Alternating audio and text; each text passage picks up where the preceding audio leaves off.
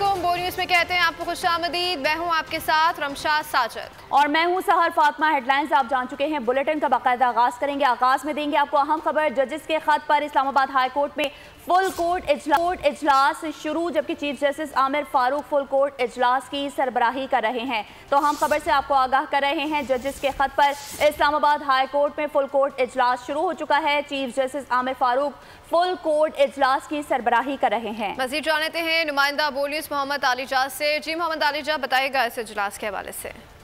देखिए, अहम खबर यह है कि इस्लामाबाद हाई कोर्ट में इस वक्त chief justice Islamabad high court justice Aamer Farooq की क़यादत में एक अहम इजलास शुरू हो चुका है, जिसमें 6 जजेस भी शामिल हैं।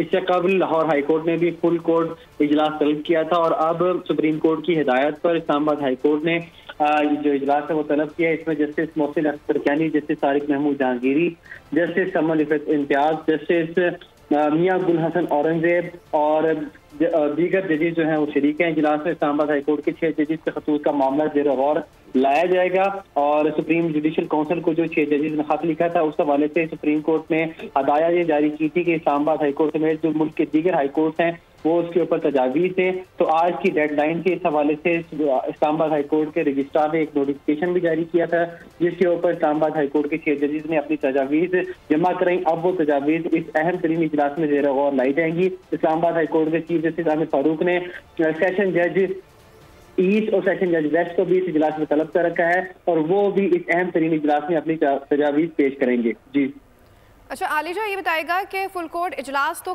तलब कर लिया गया है और कौन कौन से जज साहिबान इस बेंच का हिस्सा है? देखिए, जिस तरह मैंने आपको पहले बताया कि इस इजलास में वो 6 जजेस भी शरीक हैं जिन्होंने सुप्रीम जुडिशल काउंसिल को खत लिखा था, जिसमें justice Mohsin Akhtar Kayani, justice Tariq Mahmood Jahangiri, justice Babar Sattar, justice Sardar Ijaz Ishaq Khan, justice Arbab Muhammad Tahir और जस्टिस समन इफ़त इम्तियाज शामिल थे। खत पर दस्तखत नहीं करने वाले जस्टिस मियां गुल हसन औरंगजेब भी इस अहम तरीन इजलास में शिरकत कर रहे हैं, जबकि इस इजलास की सरबराही chief justice Islamabad high court justice Aamer Farooq कर रहे हैं और इस्लामाबाद की मुकामी अदालतों के जो सेशन जज हैं, सेशन जज ईस्ट और सेशन जज वेस्ट, वो भी इस इजलास में शामिल हैं। और अब से कुछ ही देर पहले ये इजलास शुरू हुआ है और इसमें जो जजेस ने तजावीज़ पेश की थी उनको ज़ेर गौर लाया जाएगा और उसके हवाले से फिर हतमी फैसला लेके सुप्रीम कोर्ट को ये जवाब जो है वो जमा कराया जाएगा। जी ठीक है, आलिजा अपडेट कर रहे थे। जजेस के खत पर इस्लामाबाद हाई कोर्ट में फुल कोर्ट इजलास शुरू हो गया है। Chief justice Aamer Farooq full court इजलास की सरबराही कर रहे हैं। मोहम्मद आलिजा अपडेट कर रहे थे, आपका शुक्रिया। आम खबर शामिल करेंगे। Supreme court Karachi registry DHA को अलॉट की गई है 640 एकड़ जमीन का कब्जा देने का मामले को इतना तूल क्यों दिया गया है? चीफ जस्टिस का सिंध हुकूमत से सवाल। 2019 से मामला सुप्रीम कोर्ट में इल्तवा का शिकार है। अब्दुल हसीब से मजीद तफसीलात जानेंगे। अब्दुल हसीब, आगाह कीजिएगा। DHA को अलॉट की गई जमीन पर कब्जा न देने का ये मामला है, जिसकी आज समाअत सुप्रीम कोर्ट कराची रजिस्ट्री में हुई। अदालत में DHA के वकील ने ये मौका इख्तियार किया कि मली रिवर प्रोटेक्शन ऑर्डिनेंस के नाम पर जो है वो जमीन का कब्जा DHA से लिया गया था, जिसके बदले में जो है सिंध हुकूमत 282 एकड़ मुतबादिल जगह पर अराजी देने की भी यकीन दहानी करवाई थी। जस्टिस जमाल मंदुखेल ने इस्तफसार किया कि बताया जाए कि रेवेन्यू बोर्ड का दावा तो करोड़ों का था, किस तरह सेटलमेंट हुई, मामला किस तरह तय पाया, क्या सिंध हुकूमत को DHA की जानिब से कोई अदायगी की गई, जिस पर DHA के वकील ने बताया कि 2,82,97,000 की वाजिब अदा रकम थी जो कि अदा कर दी गई। सिंध हुकूमत के वकील ने अदालत में बताया कि सन 2000 में कैंसिलेशन ऑफ अलॉटमेंट ऑर्डिनेंस के तहत सिंध हुकूमत ने अपना हक इस्तेमाल किया। DHA के वकील ने जो है वो मौका इख्तियार किया था कि सिंध हुकूमत ने लैंड ऑर्डिनेंस के तहत अलॉटमेंट मंसूख की गई क्योंकि कम कीमत पर जमीन अलॉट हुई थी। सिंध हुकूमत ने नए रेट के मुताबिक जो है वो मजीद रकम का जो है वो तकाजा किया। सिंध हुकूमत के वकील ने अदालत को बताया कि 2011 में DHA की अपील जो थी उसमें सिंध हुकूमत ने जो है वो फैसला दिया था सिंध हुकूमत के हक में। इस मौके पर जो है वो DHA के वकील ने जो है वो अदालत से जो है वो दरख्वास्त वापस लेने की इस्तदा की, जिसको अदालत ने मंजूर किया और इस तरह जो है वो ये दरख्वास्त जो है वो निपटा दी है। जी ठीक है, अब्दुल हसीब आगाह कर रहे थे, आपका शुक्रिया। ईरान के सदर इब्राहिम रईसी ने कहा है कि मुझे पाकिस्तान आकर अजनबियत का बिल्कुल एहसास नहीं हुआ। पाकिस्तान के लोगों में ईरान के साथ खास वाबस्तगी पाई जाती है। अल्लामा इकबाल की शख्सियत हमारे लिए बहुत अहम है क्योंकि अल्लामा इकबाल ने पैगाम दिया कि कैसे इस्तेमार के खिलाफ खड़े होना है। मेहमान सदर का लाहौर आमद पर वालिहाना इस्तकबाल किया गया। ईरानी सदर इब्राहिम रईसी का दौरा पाकिस्तान। लाहौर आमद पर रेड कारपेट इस्तकबाल। वज़ीर आला मरियम नवाज, वज़ीर इत्तलात अस्मा बुखारी समेत दीगर सूबाई वज़रा ने मौसस मेहमान को एयरपोर्ट पर खुशामदीद कहा। ईरानी सदर इब्राहिम रईसी ने काबीना अरकान से मुलाकात भी की। लाहौर पहुँचते ही ईरानी सदर ने मज़ार इकबाल पर हाजिरी दी, फूल चढ़ाए, फातिहा ख्वानी की। शायर मशरिक अल्लामा इकबाल को खराजी अकीदत पेश किया।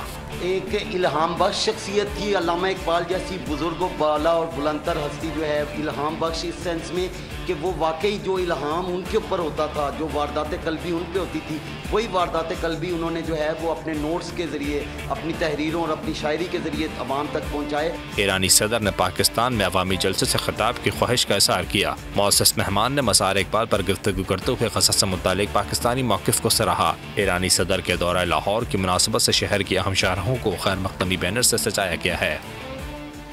वीवीआईपी मूवमेंट के सबब कराची में ट्रैफिक प्लान तब्दील कर दिया गया। ईरानी सदर इब्राहिम रईसी की आमद पर शार फैसल आज दोपहर 3 बजे से शाम 5 बजे तक बंद रहेगी। एयरपोर्ट से PIDC तक सड़क मुकम्मल बंद होगी। एम.ए. जिन्ना रोड के दोनों ट्रैक्स भी गुरु मंदिर से गार्डन चौक तक 3 से 5 बजे के दरमियान बंद रहेंगे। शार कायदीन डॉक्टर जियाउद्दीन रोड भी ट्रैफिक के लिए बंद रहेगी। ईरानी सदर की कराची आमद के मौके पर शहर में सिक्योरिटी के सख्त इंतजाम किए गए हैं। 3847 से ज्यादा पुलिस के जवान सिक्योरिटी पर मामूर हैं। मुतादिद सड़कों को ट्रैफिक के लिए बंद कर दिया गया है। इस हवाले से मजीद जानते हैं नुमाइंदा बोल न्यूज़ खुरम गुलजार से। जी खुरम, आगाह कीजिएगा। जी बिल्कुल, अब से कुछ देर में ईरानी सदर कराची पहुंचेंगे।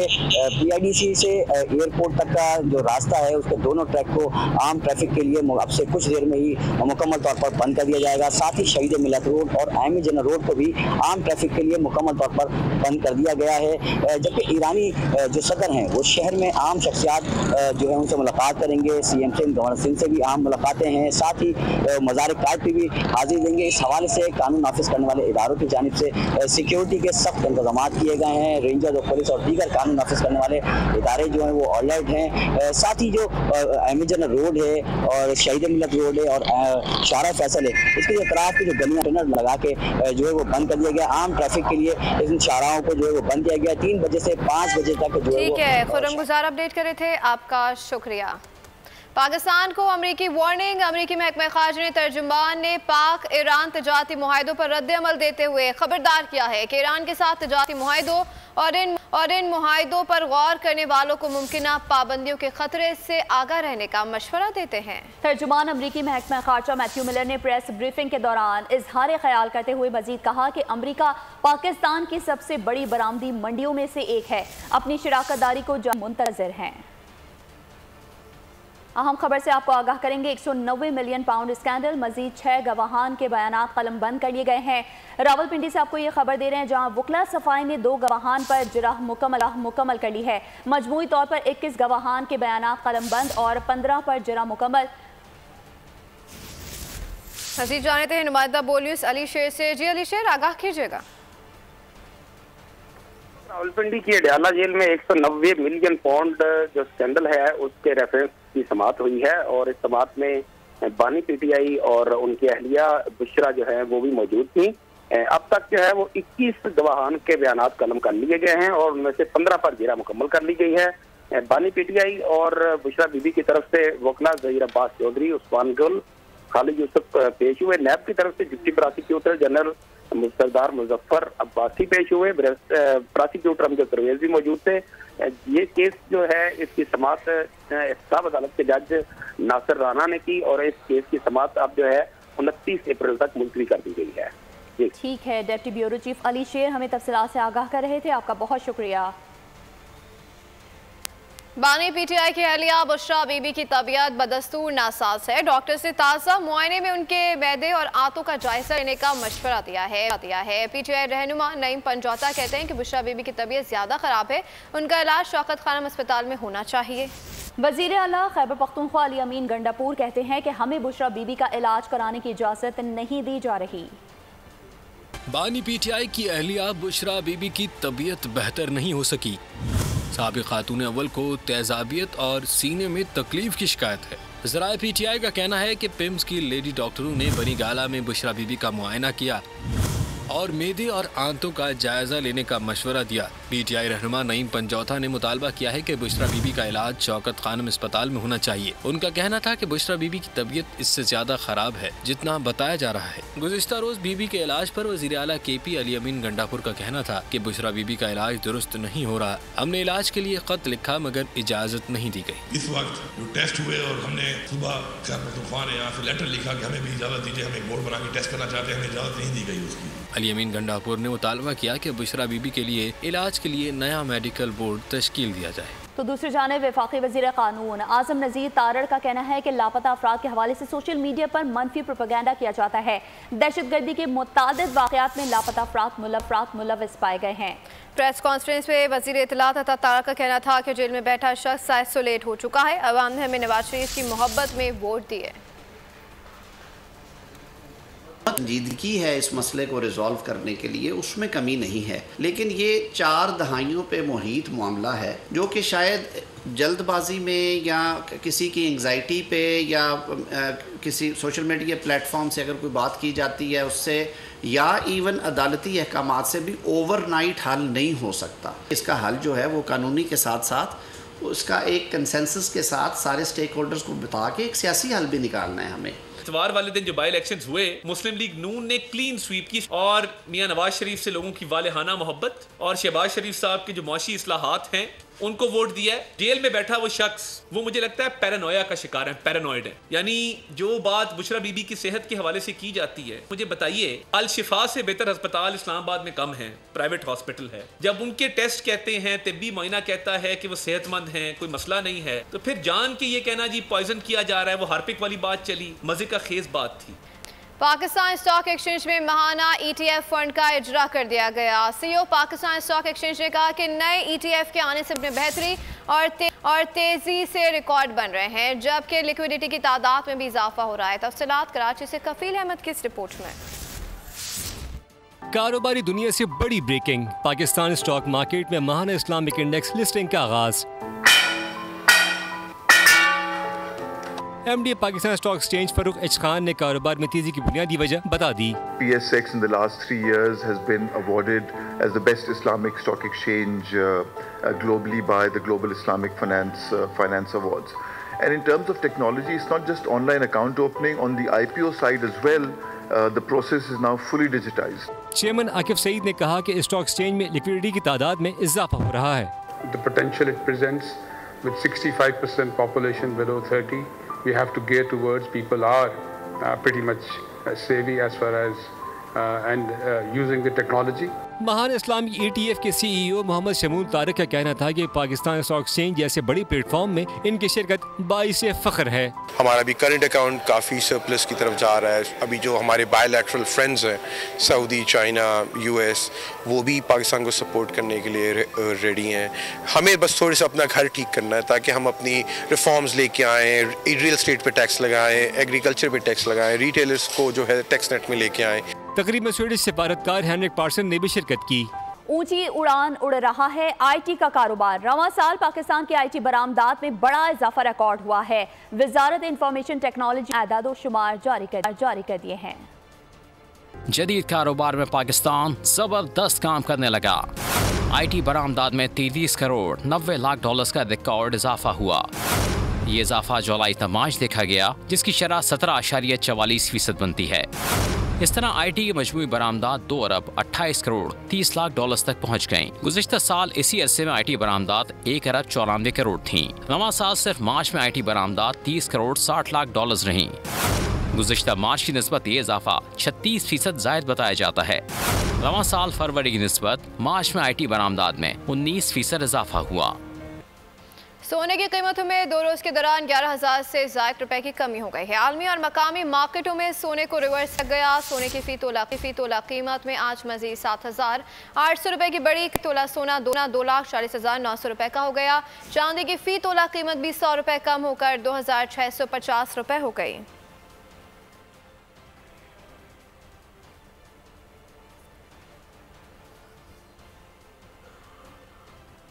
सरमायाकारी के फ़रोग़ के लिए पाकिस्तान, सऊदी अरब और उज़्बेकिस्तान के दरमियान शराकतदारी का अहम मुआहदा तय पा गया है। उज़्बेक और सऊदी बड़ी फर्म्स सरमायाकारों को मालियाती मशावरती और कॉरपोरेट फाइनेंस सर्विसेज फराहम करेंगे। सरमायाकारों और ताजरों की मदद से रहनुमाई भी करेंगे। पाकिस्तान, सऊदी अरब और उज़्बेकिस्तान सरमायाकारी के फ़रोग़ के लिए कोशा ममालिक के दरमियान शराकत दारी का अहम मुआहदा तय पा गया। पाकिस्तान में कायम स्टॉक और कमोडिटी ब्रोकरेज के KSB लिमिटेड पाकिस्तान में सऊदी मार्केट की फाल कवरेज में अहम किरदार अदा कर रहा है। सबसे बड़े उज़्बेक इन्वेस्टमेंट बैंक अनशर कैपिटल और K ट्रेड सिक्योरिटीज़ ने सऊदी अरब, पाकिस्तान और उज़्बेकिस्तान के दरमियान सरमायाकारी की हिमायत के लिए स्ट्रेटेजिक शराकत दारी कायम कर दी, जिसके जरिए दोनों फर्म सरमायाकारों को मालियाती, मुशावरती और कॉरपोरेट फाइनेंस सर्विसेज फराहम करेंगी। मार्केट की तोसी गैर मुल्की सरमाया इकट्ठा करने के लिए काम करेंगी। दोनों फर्म्स पाकिस्तान, उज़्बेकिस्तान और सऊदी अरब में सरमायाकारों और ताजरों की मदद और रहनुमाई के लिए सरगर्म रहेंगी। घूमने फिरने के शौकीन अफराद के लिए आम इकदाम। खुसूसी सरमायाकारी सहूलत कौंसिल ने ठंडियानी और गनोल में इंटीग्रेटेड टूरिज्म जोन की नकाब कुशाई कर दी है। इन जोन में सयाहों को बेहतरीन रिहायशी अपार्टमेंट, देहात का माहौल और बेहतरीन खाने फराहम किए जाएंगे।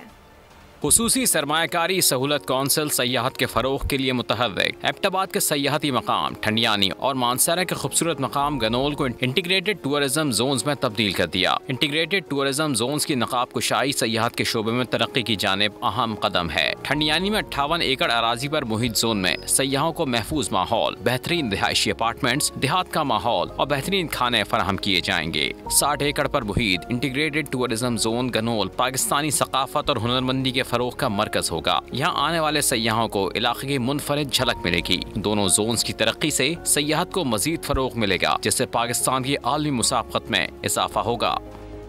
आगे बढ़ेंगे और अभी शामिल करेंगे अफसोसनाक खबर। कराची में नौजवान की मुबैना खुदकुशी, खुद को समंदर की लहरों के सुपुर्द कर दिया। इंतहाई कदम उठाने से पहले 27 साल ताहिर महमूद ने वीडियो कॉल के जरिए फैमिली को इतला दी। कहा कि खुदकुशी कर रहा हूँ, आप सब खुश रहो। समंदर में कूदने वाले नौजवान की तलाश जारी है। दूसरी तरफ सुरजानी टाउन में निजी कंपनी के सिक्योरिटी गार्ड ने खुद को गोली मार ली। खुदकशी कर रहा हूँ, आप सब खुश रहो। नौजवान ने वीडियो कॉल की और खुद को समंदर की लहरों के सुपुर्द कर दिया। शाह फैसल कॉलोनी के रिहायशी 27 साल ताहिर महमूद ने 2 शादियां की थीं, 2 बच्चों का बाप था। एक बेटी का इंतकाल हो चुका था। वालिद के मुताबिक ताहिर के CVU जाने की इत्तला बहू ने बजरिया फ़ोन दी थी। 1:30 बजे कॉल आई मेरी बहू को, जल्दी हम घर आए। 10-15 मिनट में उनके घर पहुँचा तो वो रो रही थी, नीचे दरवाजे पर खड़ी है, चलो जल्दी चलो CVU चलते हैं। ताहिर वहाँ है। फिर रास्ते में बताया गया ऐसा ऐसा कह रहा है, मैं खुदकुशी कर लूँगा, मुझे वीडियो कॉल कर रहा था, तो बस मैं जा रहा हूँ। रेस्क्यू एहलकार ने बताया कि वाक़े की इत्तला मिलते ही मौके पर पहुंचे। रोशनी होने के साथ ही नौजवान की तलाश शुरू कर दी थी। सुबह थोड़ी सी रोशनी निकली है तो उसके बाद हम बोर्ड लेके अंदर गए और अंदर सारा जायज़ा लेकर आए और उसके बाद यही अंदाज़ा लगाया कि जो लहरें हैं और हवा का रुख बहुत तेज़ है, ये बॉडी अभी तक नीचे बैठी हुई है, ऊपर नहीं आई है। सरजानी टाउन सेक्टर 70 में भी निजी कंपनी के सिक्योरिटी गार्ड ने अपनी जिंदगी का खात्मा कर दिया। पुलिस के मुताबिक मरने वाले समीर की आसिफ नामी शख्स से तल्ख कलामी हुई थी। मोबाइल फोन पर कॉल आई, जिसके बाद इसने खुद को गोली मार दी। फौजी फर्टिलाइजर कंपनी लिमिटेड ने एक नई खाद सोना बोरान DAP मुतारिफ करवा दी। बोरान के इस्तेमाल से फसलों की पैदावार में 10 से 23% तक इजाफा मुमकिन है। लाहौर से रिपोर्ट करेंगे अफजाल अब्बासी।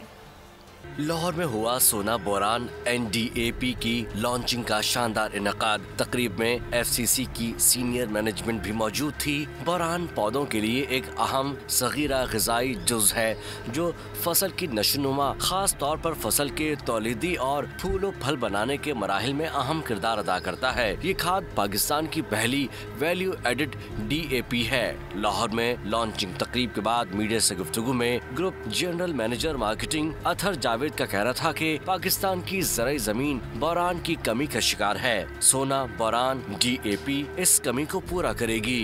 मुल्क की 60% जो ज़मीन है उसमें बोरान की कमी है और बोरान की कमी को दूर करने के लिए हमने सोचा कि हम एक बोरान DAP बनाएं जिसमें कि न सिर्फ 18% नाइट्रोजन, 46% फास्फोरस मिलेगी जो कि DAP में मिलती है, उसके साथ साथ 0.1% बोरान जो है वो भी उसके हर दाने में मिलेगी पौधे को। मुख्तलिफ फसलों पर किए गए तजुर्बात के मुताबिक सोना बोरान DAP के इस्तेमाल से रिवायती PAD के मुकाबले में फसलों की पैदावार में वाज़े इजाफा देखा गया है।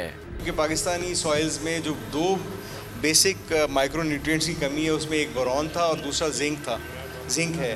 तो इंशाल्लाह हमारा जो नेक्स्ट कदम है, बहुत जल्दी हम इंशाल्लाह जिंकेटेड यूरिया भी लेके आएंगे और वो भी इंशाल्लाह उसकी कमी को भी पूरा करेंगे। FCC पाकिस्तान की ज़राअत की तरक्की और ग़िज़ाई तहफ़्फ़ुज़ के हुसूल के लिए आइंदा भी नई खादें तैयार करने और मुतारिफ कराने की अपनी कोशिशें जारी रखेगी। कैमरामैन मोहम्मद जावेद के साथ अफजल अब्बासी, बोल न्यूज़, लाहौर।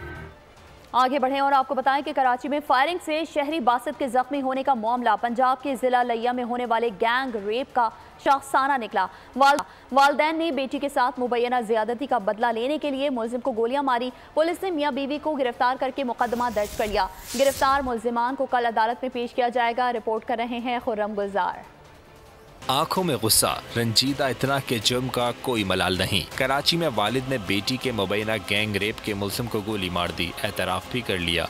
पुलिस के मुताबिक मियां बीवी ने मुलजिम बासित को बहाने से औरंगी टाउन नाले के करीब बुलाया और फायरिंग कर दी। बासित को मुर्दा समझकर दोनों मौके से फरार हो गए। मुतासरा लड़की की वालदा ने बताया कि मुलजिम बासित ने साथियों के साथ मिलकर बेटी को इज्तिमाई ज्यादती का निशाना बनाया, ब्लैकमेल भी करते थे। इन्वेस्टिगेशन ऑफिसर फयाज कुरैशी का कहना है कि लड़की माजी में अगवा हो चुकी है, जिसका मुकदमा दर्ज किया गया था। चारों मुलजिमान ने अदालत से जमानत हासिल कर ली थी। पुलिस ने वाक़े का मुकदमा दर्ज करके खातून, इसके शौहर और मुँह बोले बेटे को गिरफ्तार कर लिया है। जख्मी बासित की हालत तशवीशनाक है और वह अब्बासी शहीद अस्पताल में ज़ेर इलाज है। खुर्रम गुलजार, बोल न्यूज़, कराची। महकमा मौसमियात ने मुल्क भर में बारिशों के एक और स्पेल की पेशगोई कर दी है। कल 27 अप्रैल तक बादल रंग जमाएंगे। बलूचिस्तान के नदी नालों में तुग़यानी और बालाई इलाकों में लैंड स्लाइडिंग का खदशा है।